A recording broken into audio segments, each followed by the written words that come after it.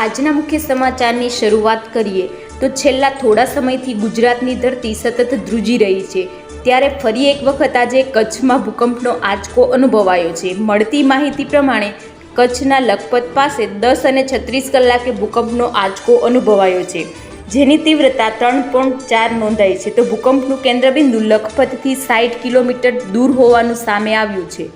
ઉલ્લેખનીય છે કે છેલ્લા 15 દિવસમાં સૌરાષ્ટ્ર અને કચ્છમાં સતત ભૂકંપના આંચકા આવી રહ્યા છે।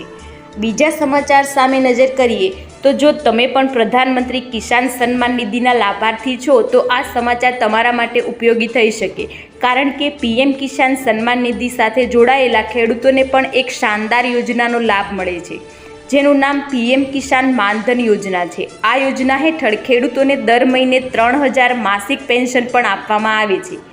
જ્યારે મિત્રો તમને જણાવી દઈએ કે પીએમ કિસાન માનધન યોજનામાં જોડાવા માટે તમારે દર મહિને 55 થી 200 રૂપિયાનું રોકાણ કરવું પડશે।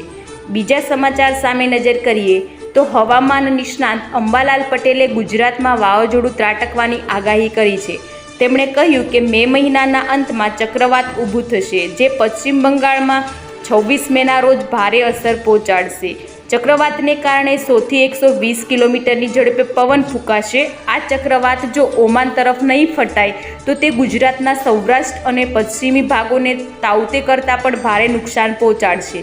ચક્રવાતને કારણે ભારે વરસાદ અને વીજ કરંટની શક્યતાઓ, જ્યારે 8 જૂન બાદ અરબ સાગરમાં અસર જોવા મળશે।